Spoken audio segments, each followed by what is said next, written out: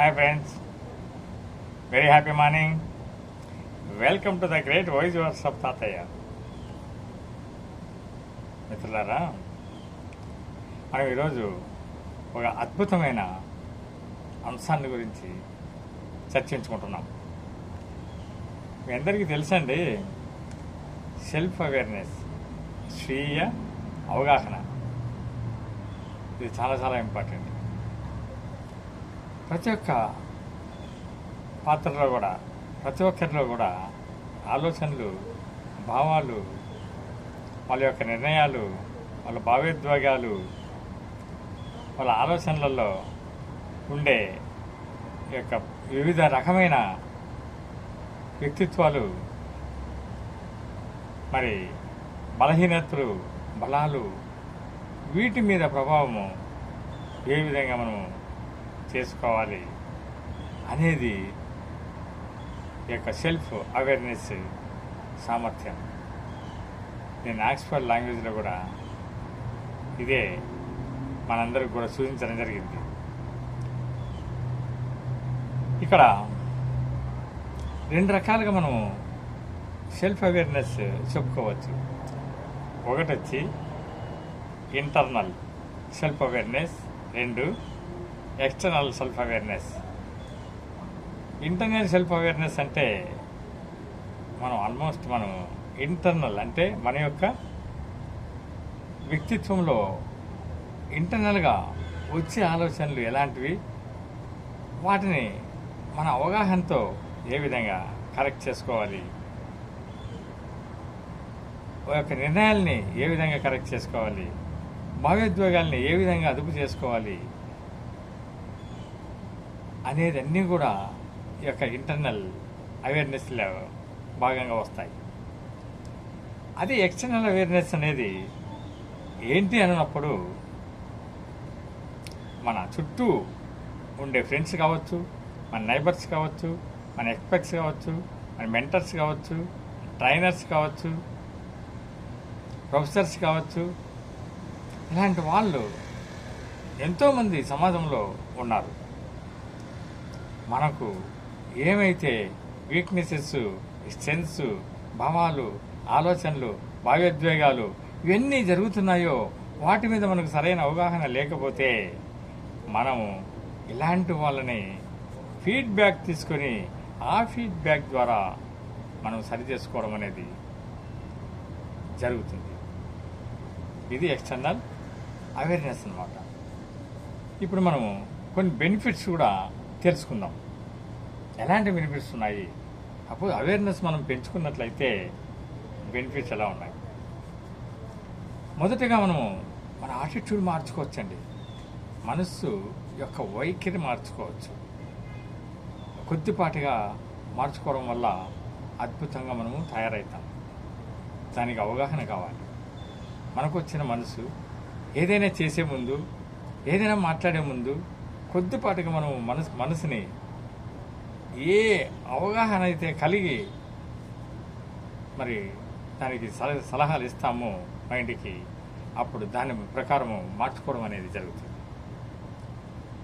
రెండోది వచ్చి మన యొక్క వ్యక్తిత్వమైన పాత్ర, మన క్యారెక్టర్, మన కాండక్ట్, వీటిని, మన బిహేవియర్, వీటిని మనము మార్చుకోవాలి. కొన్ని మనకు బాగున్నాయనుకోండి, ఏ ప్రాబ్లం లేదు. సపోజ్ ఎక్కడైనా కానీ కొన్ని లోపాలు ఉన్నట్లయితే వాటిని సరైన ఫీడ్బ్యాక్తో అయినా సరే, లేకుంటే మన ఇంటర్నల్ అవగాహన వల్ల అయితేనేమి నాలెడ్జ్ పెంచుకొని వాటిని మార్చుకోవడం అనేది ఎసెన్షియల్ ఈ కాలంలో. మూడోది తీసుకుంటే కమ్యూనికేషన్ వ్యవస్థ, ఎఫెక్టివ్ కమ్యూనికేషన్ ఉండాలి. ఇది అవేర్నెస్ ఎప్పుడైతే మనలో ఉంటే ఎఫెక్టివ్ కమ్యూనికేషన్ అనేది మనకు దొరుకుతుంది. చక్కగా మనం డెవలప్ చేసుకోగలం. డిసిషన్ మేకింగ్, ఏదైనా కానీ ఒక అంశం మీద, ఒక సబ్జెక్టు మీద నిర్ణయాలు అనేది తీసుకోవాలి అనుకున్నప్పుడు చక్కగా మనం ఆ ఫీడ్బ్యాక్ అంతా మన దగ్గర ఉంటుంది రెడీగా. కాబట్టి ఆ ఫీడ్బ్యాక్ని మనం అంతా అనలైజ్ చేసుకొని చక్కటి నిర్ణయం అనేది తీసుకోవడానికి అవగాహన అనేది ఎంతో ఉపయోగపడుతుంది. ఎమోషనల్ బ్యాలెన్స్, భావోద్వేగాలు, కామ, క్రోధ, లోభ, మద, మాత్సర్యాలు, కోపము, ఈర్ష్య, ద్వేషము, పగ ఇలాంటివన్నీ కూడా మనం అనుకోకుండా ఒత్తిడి కలిగిస్తూ ఉంటాయి, ఎప్పటికప్పుడు వస్తూ ఉంటాయి. అలాంటివన్నీ కూడా బ్యాలెన్స్ చేసుకోవాలంటే చక్కగా మనం ఒకసారి అద్భుతంగా మార్చుకోవడం అనేది ఈ అవేర్నెస్ ద్వారా జరుగుతుంది. కాబట్టి మనం ఎప్పుడైతే ఈ ఎమోషనల్ బ్యాలెన్స్ చేసుకుంటామో అప్పుడు మన జీవితాన్ని అద్భుతంగా మనము మార్చుకోగలుగుతాం. అంతేకాదు మనకు నాలెడ్జ్ అనేది ఎప్పుడైతే మనం పెంచుకుంటామో, నమ్మకం అనేది ఎప్పుడైతే పెంచుకుంటామో అప్పుడు చక్కటి ఆలోచనలతో మనం మన డిసిషన్స్ అనేది అద్భుతంగా మనం వస్తాయి. వచ్చే ఆలోచనలు ఒకవేళ సపోజ్ దాంట్లో ఏదైనా లోపాలు ఉన్నా వాటిని వెంటనే మనం మార్చుకోవడానికి కూడా ఈ అవగాహన అనేది ఎంతో ఉపయోగపడుతుంది. సెల్ఫ్ అవేర్నెస్తో మనం కాన్ఫిడెన్స్ని పెంచుకోవచ్చు, అద్భుతంగా మన యొక్క విశ్వాసాన్ని పెంచుకోవచ్చు, సమాజంలో గౌరవాన్ని పెంచుకోవచ్చు. అంతేకాదు మిత్రులారా, ఒత్తిడి తగ్గించుకోవచ్చు, పని ఒత్తిడి, మన యొక్క వర్క్ బ్యాలెన్స్ చేసుకోవచ్చు.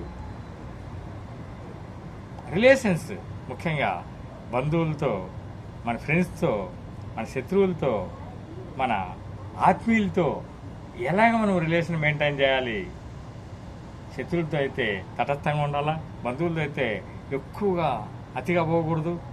ఆ తర్వాత స్నేహితులతో అయితే ఆప్తులుగా ఉండాలి.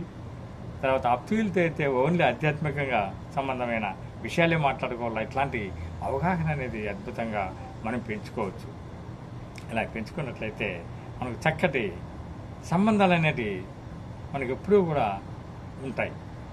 అది చాలా చాలా ఇంపార్టెంట్.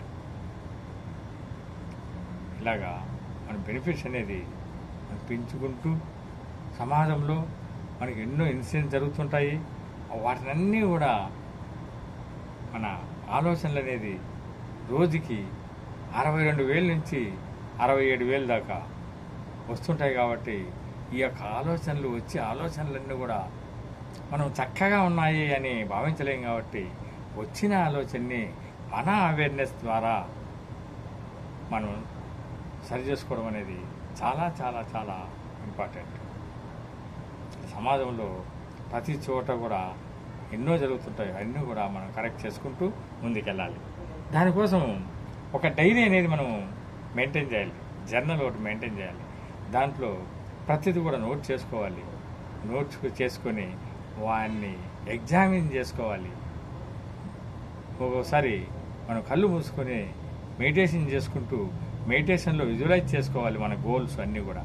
ఆ గోల్స్ సెట్టింగ్, ఆ గోల్స్ని ప్రయారిటీ చేయడము, ఆ ప్రయారిటైజ్ చేసినప్పుడు వాటి వల్ల వచ్చే ఎఫెక్ట్స్, వాటి వల్ల వచ్చే అడ్డంకులు, మరి సక్సెస్ రావడానికి మనం టైం ఎలా యూజ్ చేసుకోవాలి, అది ఎలాగా షెడ్యూల్ చేసుకోవాలి, ప్రయారిటైజ్ ఏ విధంగా చేసుకోవాలి, ఇవన్నీ కూడా అవగాహన మా ద్వారా మనం ఎంతో సక్సెస్ కావడానికి చాలా అవకాశం అనేది ఉంది.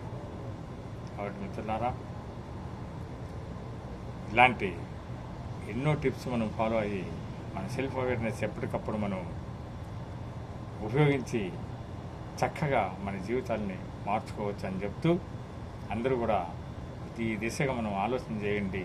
చక్కగా మన జీవితాన్ని మనం ఎక్కడ కూడా ఒడిదుడుగులు లేకుండా ముందుకు వెళ్ళడానికి ప్రయత్నించాలని మరొక్కసారి మనస్ఫూర్తిగా కోరుకుంటూ, సర్వే జనా సుఖినో భవంతండి. ఇంతటితో ముగిస్తున్నా. Thank you so much. Please subscribe, like and share. తప్పకుండా అందరి మీద విశ్వాసం ఉంది. సబ్స్క్రైబ్ చేయండి, లైక్ చేయండి, షేర్ చేయండి. Thank you.